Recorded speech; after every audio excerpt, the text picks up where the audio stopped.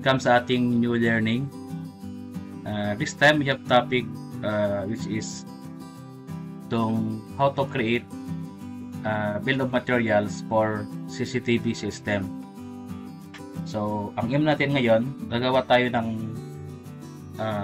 detailed estimates kung paano maging cost nitong ating CCTV system, which is based sa ating plan na ginamit. Actually, this is just an example, itong ating store CCTV layout. Actually, ito ay na-upload na sa sa aking YouTube. So you can check kung paano siya na-arrive. You can just visit the link. Ito yung aking YouTube. So paano mag-design ng CCTV plan.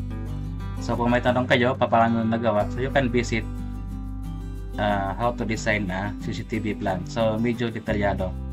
And then ang aim natin ngayon is itong design natin is gawa ng bill of materials. Okay, so you can check na lang sa plan natin kung paano ginawa. And then from the plan we have actually sample format ng bill of materials na naka-Excel.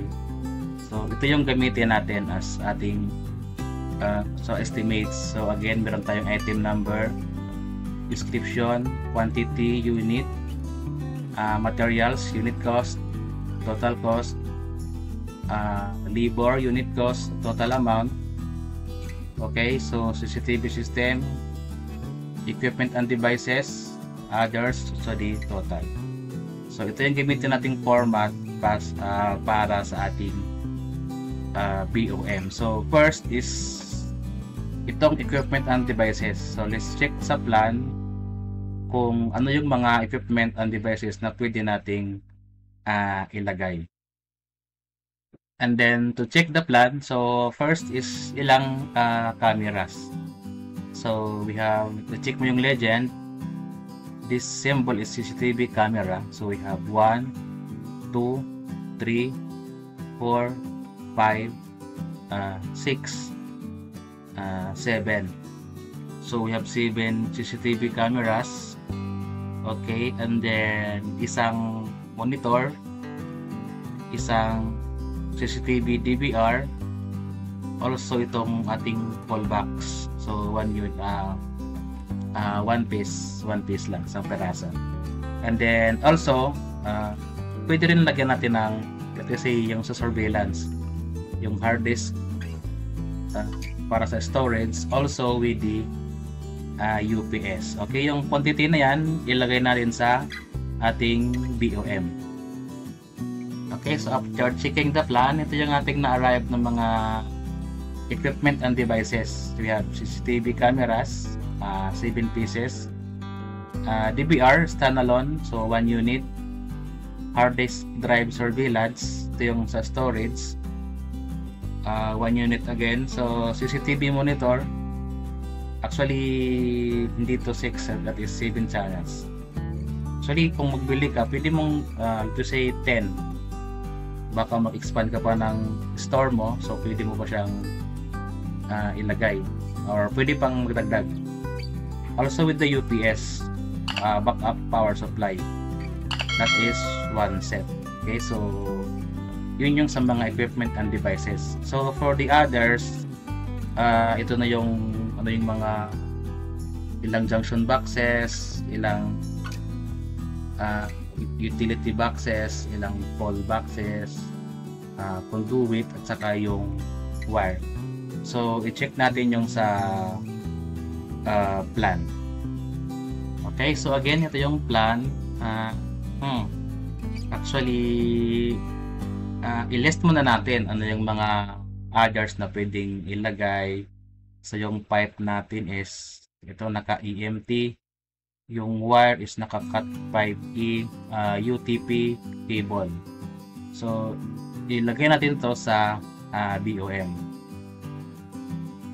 Okay, so we have ito cat 5E UTP cable wire, yung conduit, merong 20 mm, merong 25 mm, junction box, pole box, electrical tape, yung consumables, so yung mga item na hindi dito na mention, pwede sa consumables natin kukunin.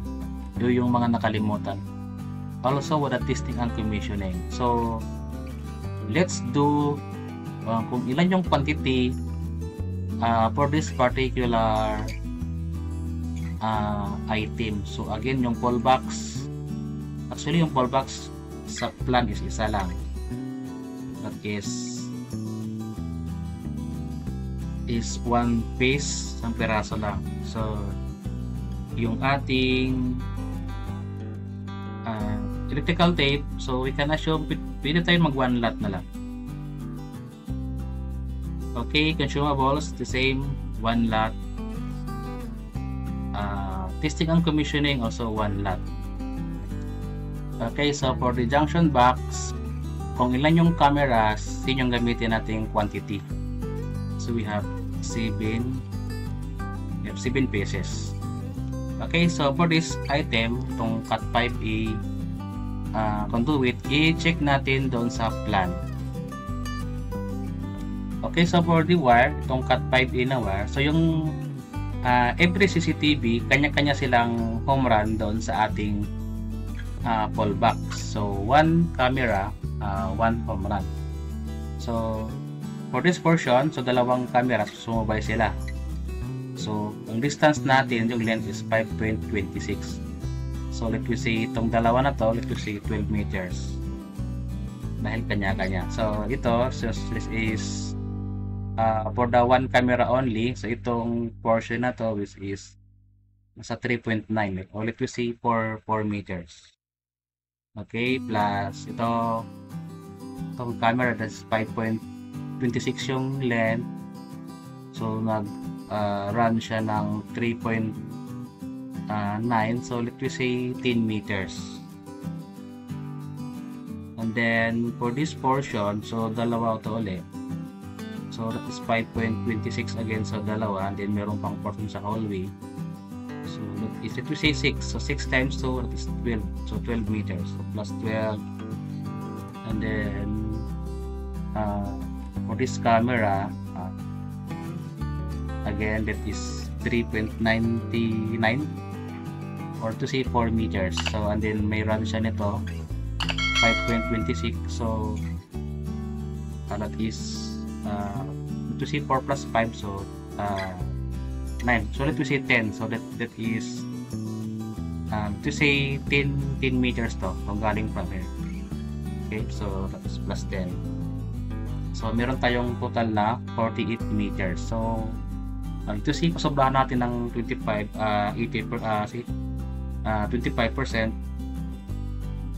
So meron tayong almost 60 meters na cut 5E UTP, or let me say meron pang riser, so let me say 80 meters. Okay, so we have here 80 meters, all known as linear meter. Okay, so for the conduit, so let's check again sa plan. So itong ating 25 mm, so that ang wire niya is itong 30. So itong portion lang na to yung may 25 mm. So you see 5, yung length ng bawat pipe is 3 meters. So you see 6, so dalawa. So pasobrahan ng isa.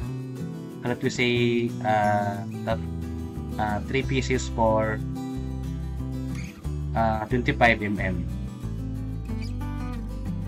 Okay, so we have 3 pieces. Okay, for the 20 mm, so itong portion na to, so that is 5.26.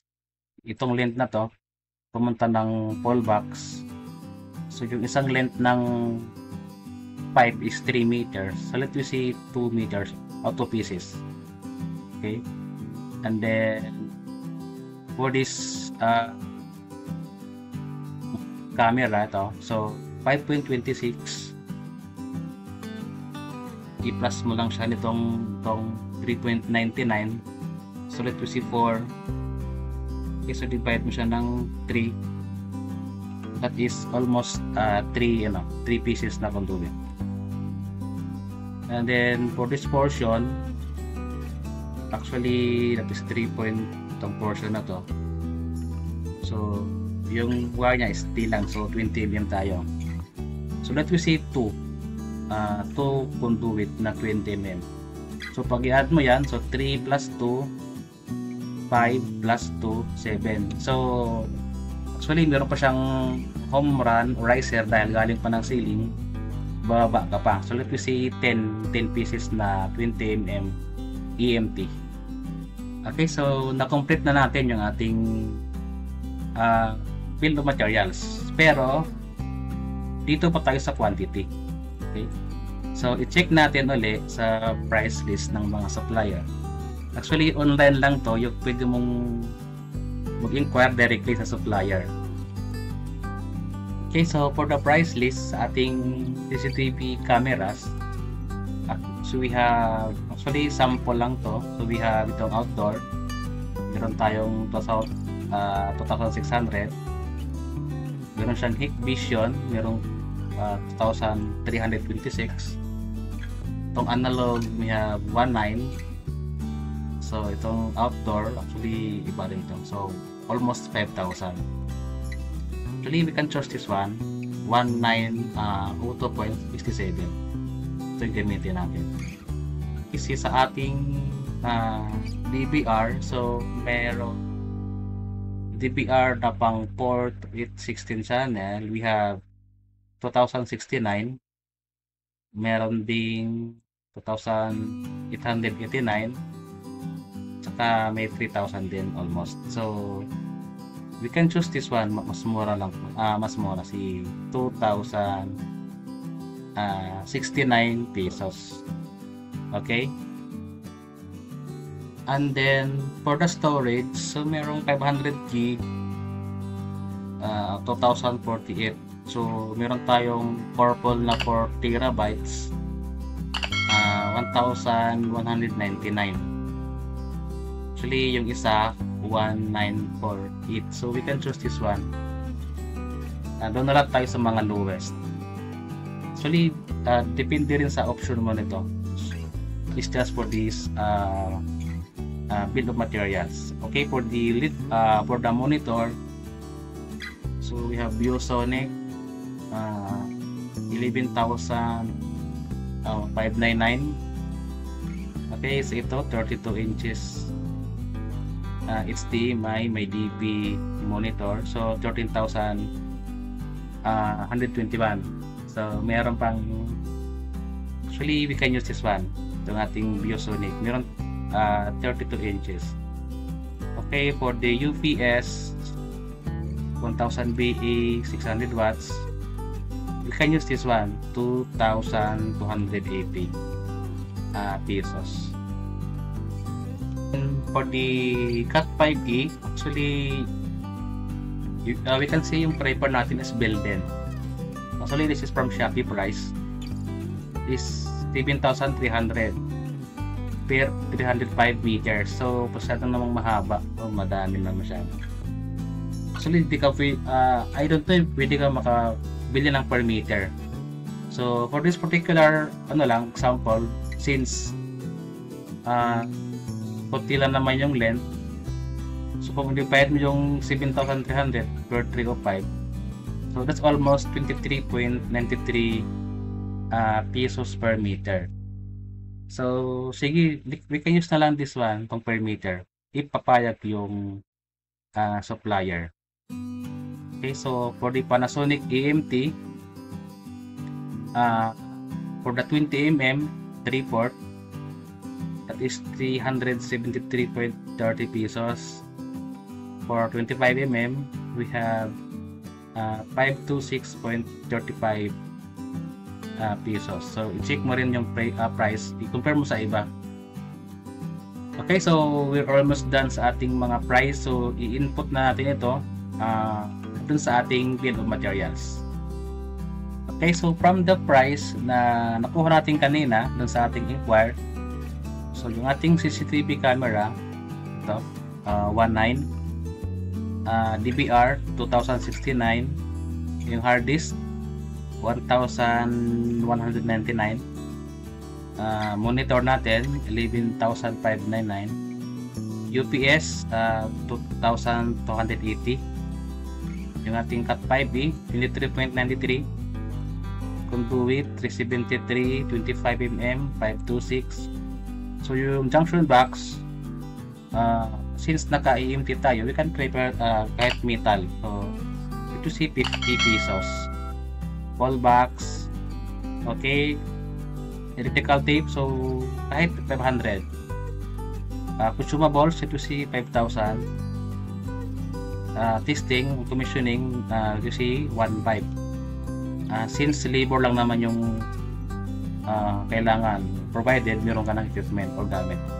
So for the total cost,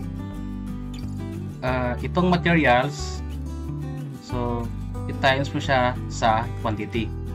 So we have 30,318.69. Okay, so for the labor cost, actually yung labor is nag-range from 30 to 40%. So 30% mo nitong unit cost, yun na yung magiging labor mo. It is 571. So to get for the total labor cost, so itong unit cost mo na to, multiply mo siya ng quantity. So that is 3,997 pesos. So kung yung total amount, itong total ng material cost saka total ng labor cost, yun na yung total amount. Okay, so and since ito is naka-formula naman, so pwede mo na lang i-drag, mas mabilis.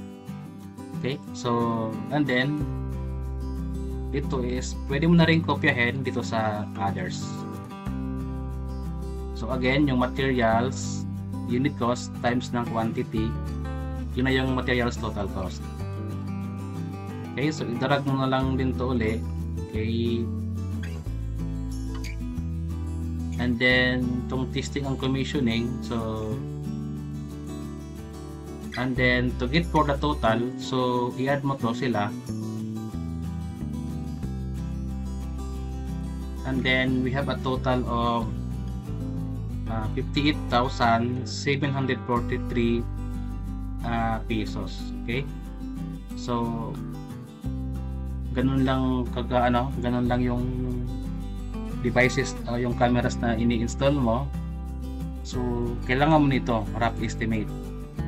Actually this cost is direct cost, so meron pang taxes na additional.